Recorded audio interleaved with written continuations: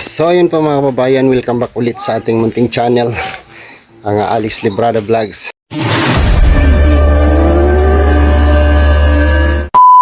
So nandito tayo sa bahay at pababa tayo ng bayan guys, maghahanap buhay tayo. So sa ilang buwan ko dito, almost 2 months no, 1 month mahigit ako dito. So ang ginawa ko dito sa paligid ng bahay ni Papa no, para maingganyo siya na maalagaan niya ito, ilagyan ko siya ng bulaklak sa palibot no? Ayan, yung bulaklak na yan, ayan po yung tawag nito, kulay puti ang ano niyan, para siyang magiging bakod kapag lumaki. Ayan, galing yan dyan sa pinsan ko sa baba, bahay na yan, tapos pinalibot ko na dito. Ayan, yung mabilis lang yan mabuhay guys. So mag-update muna tayo bago tayo bababa ng bayan. Isang vlog sa ating first project. So libangan lang. Ayan, ayan yung bahay. Hindi ko tinanggal yung damo guys para hindi maputik no? Pararamihin ko na lang yung damo. Carabao grass tawag dito, Carabao grass ba yan? Ayan na siya. So dito ginawa kong sampayan yung aking trellis ng aking ampalaya kasi namumunga na siya guys. Oh, namumunga na siya. Ayan, may bunga na siya pero hindi pa siya nakasampa doon sa trellis. Ginawa ko munang sampayan no? Pag naglaba ako, ito libangan lang, andyan lang yung bahay. Ayan, tapos ito ang tataba ng mga saluyot oh. Yan, sinaboy ko lang to dito. Grabe yung ganda ng dahon. Daming tumubo. Yan, so dito ampalaya. Ayan, ginawa kong sampayan. Kawayan po yung gamit ko.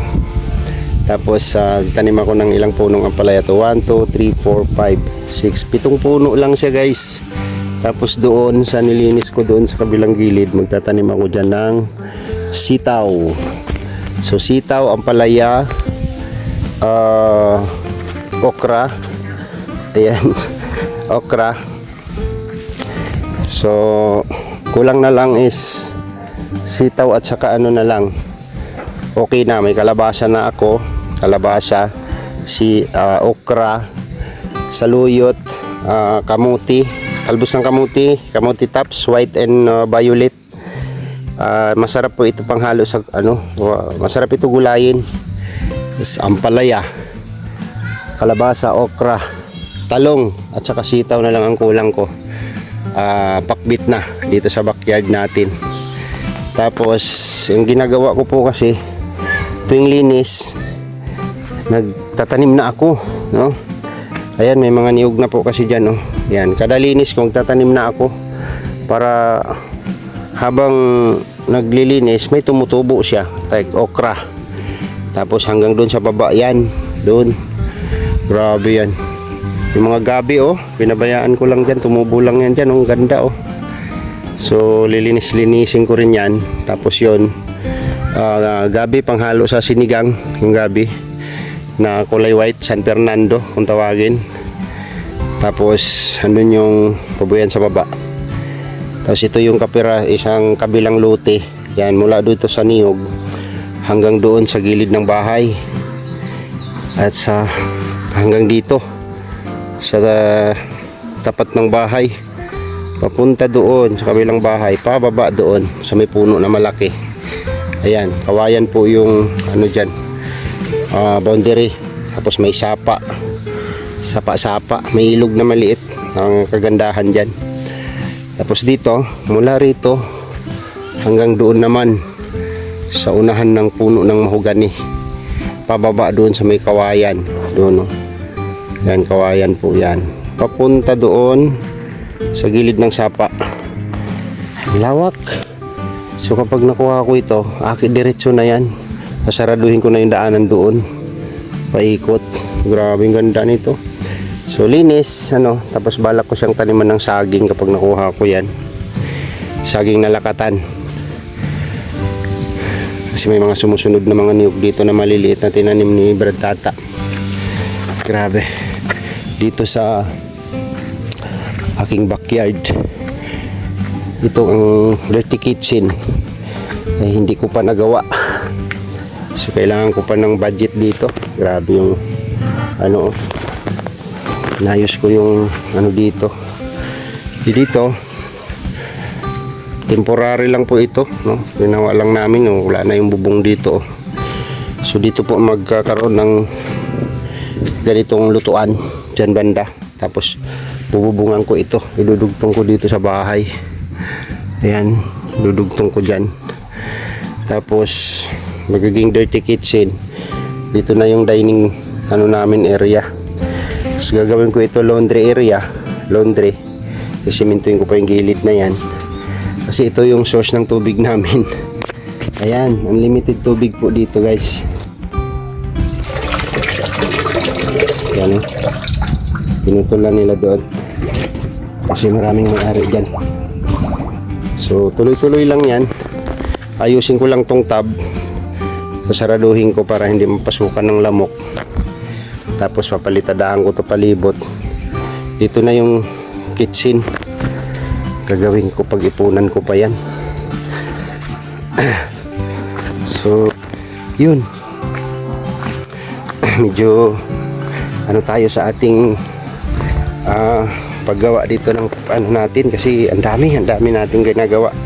So ito at least sarili nating gawa ito, no? Ito naman po ay para sa kinabukasan or para sa future ng ating mga Junakis, no? Kung nag-college sila. Ayan yung dito, yan, nabili natin. Tapos pag nakuha ko ito, pupunuin ko ito ng niyog. Mula dyan sa niyog na yan hanggang doon sa may gilid ng bahay. Lawak nito, 20 by 30 square meter. Square meter, ha, 20 by 30 square meter. Hanggang dito sa may, mula doon sa may bulaklak na yan, tanim kong bulaklak. Ayan yung bahay ni Papa. Hanggang dito.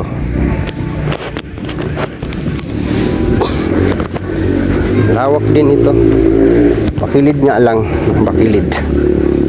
Ngayon, hanggang dito yan, no? May kalsada. Ito, daanan namin. Ito, hawak dito. Mula po dito, oh, pababa. Ayun po yung sapa. Tapos kawayan, puno ng kawayan. Ayan, oh. Kawayan. May langka. Tapos hanggang dito. Hanggang dito yung, ayan, oh, masukal na siya, oh. Pag nakuha ko ito, linis yan. Ito, tinatabas-tabasan ko lang ito kasi hindi ako nakakapokus dito. Doon kami sa taas nakapokus. Wala na yung labong, kinuha na nila. Labong ng kawayan. Meron yan dito. Oh, may ginimiyog na, oh, may panggata na. Ay, kinuha na nila yung labong dito. Ayan, sarap niyan.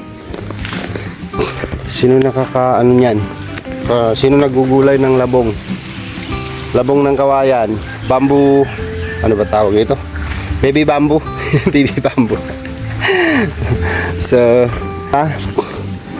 meron na akong swimming pool doon. Pag hinarangan ko ng malalaking bato yan dyan, malalim yan, hanggang baywang kaya dyan. Kasi continuous yung agos ng tubig ay sa sapa. So, update tayo dito sa ating piggery. Yan, may pintuan na siya guys, no? May pintuan na siya. Tapos ayan, hindi ko pa na floringan. Tapos meron itong pintuan, no, ikakabit na lang. Ano na, nakakain ka naman, ah. Ayan, walay na namin siya. Walay na namin sa kanyang mga anak. Tapos pagka nag ano ito, buntis. Ay, grabe. So ito yung itsura ng loob. Ayan na sila. Lulusog na nila. Hello. Hello, Piggy. Hello, Piggy. Ay, grabe yan. Yung lulusog nila, purya buyag. Ayan. 4 na piraso. Dinagdagan ko kasi ng 2 kasi namatay yung kapatid nito. Dalawa sila. So bali 4. Ang target po namin dito ay gagawin namin inahin lahat. Inahin. Ayan, ang lulusog nila. Ang lulusog nila.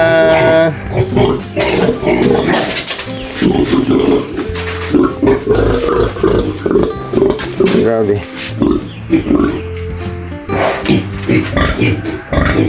Ang laki.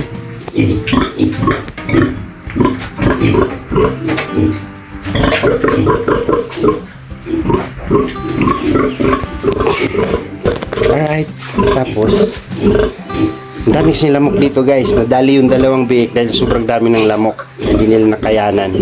Kaya nagbili akong electric fan. Ayan. Sosyal. Oh, di ba naka-electric fan sila? Hindi sila nilalamok. Ceiling fan sana bibilhin ko ng mahal. Ano lang? Camel, gawang Pinoy. Tapos, ayan, ang buga nila dyan. Ayan yung buga nila, oh. Ganda. Oh. Tapos, ang sunod nito, pagka nagbuntis na itong inahin, bago siya manganak, pero na ako dito ng isang kwarto na naman nila. No? Isang kwarto na naman nila dito. Ayusin namin ito. Para pag nanganak yung isang inahin, dito ko na naman ilalagay. Ayan. Tapos, pag lumaki yung 4, gagawan ko sila ng tagi-1 kwarto nila. Bali 4 na kwarto kasi inahin namin lahat yan. So, malawak pa tong area. Ayan. Mula doon hanggang dito sa puno ng kawayan. Pero pag nakuha ko yung isang luti na yan, hanggang doon, atin na yan. So ito yung pinaka-area natin ng pigiri natin. So malawak-lawak din siya guys, no? Kapag nag-click o nag-success itong ating project, no? Malawak-lawak din po yung ating pagayan ng pigiri natin. Huwag kayo mag-electric ngayon, ha? Mamayang gabi na kayo. Okay? Alright. Nakakulong sila ng electric na. Social ng mga pigi. O diba? Ganun. Tapos kailangan may sarado. And then mamaya, babakurat. Sasaraduhin namin dito. Mula doon hanggang dito. Hanggang doon sa puno ng kawayan. Sasaraduhin namin. Kasi may mga dumadaan dito guys, no? Tapos sasaraduhin namin to dito papunta doon para walang makadaan. Okay? Kasi sa baboy kapag maraming dumadaan, sumisilip, no? Kailangan natin ma-secure dito. So babakuran ko lang ito mula itong nakarekrap dito sa ano niya. Tapos nandun yung sapa. Anong problema sa ilo? Pero hindi kami kumukuha dyan ng tubig guys kasi marami pong bahay sa taas yan. Hindi natin alam kung anong mga hinugas nila dyan. Tapos may ligo natin sa baboy natin. Diba? Kailangan nating mag-ingat. Kasi para mayroon tayong maharapis na maganda. And dito, sa likod, mayroon pa rin bakante dito. Yung sa taas. Hindi, nagtanim ako ng kamuti dyan. O, linis tanim. Ayun yung gabi, o. Shout out sa mga Ilocano, mahilig sa mga Bicolano, Ilocano, mahilig ano pa tawag yan? Laing. Tapos, punta ka dyan sa puno ng kawayan, mayroong labong dyan. Dabong. Alright, grabe. Ganda. So, dito kada linis tanim lang ang ginagawa ko kasi di ba tayo malawak ito. Ano lang ito, luti lang po, pero marami kang pwedeng itanim dyan. Grabe. So, dun sa taas nanganak na rin po yung isang kambing. Sunod-sunod na yun, nanganak na rin yung iba. Buntis po yung halos lahat po buntis, no? Dalawa lang yung parang hindi pa. So hindi muna namin sila binibitawan doon. Pinapastol-pastol lang muna ni Brad Tata. Kapag maganda ang panahon, pag tag-ulan, hindi sila pwedeng lumabas. Hahatiran lang sila ng pagkain. O diba? So yun, may nakaumpisa na tayo dyan, no? Panimula. So extend lang tayo ng extend, no? Kapag mayroon na tayong ililipat, so extend lang tayo ng extend hanggang sa mag-success tayo. Alright, so hanggang dito na lang yung vlog natin guys. Update dito sa ating unang project sa ating babuyan. So maraming salamat po sa inyong suporta mga kabayan. Thank you so much and God bless. At bababa tayo para maghanap buhay sa bayan. Thank you po and kita-kits tayo next vlog mga kababayan. Salamat sa inyong suporta at pagmamahal. Thank you so much and God bless po sa ating lahat. Bye bye po.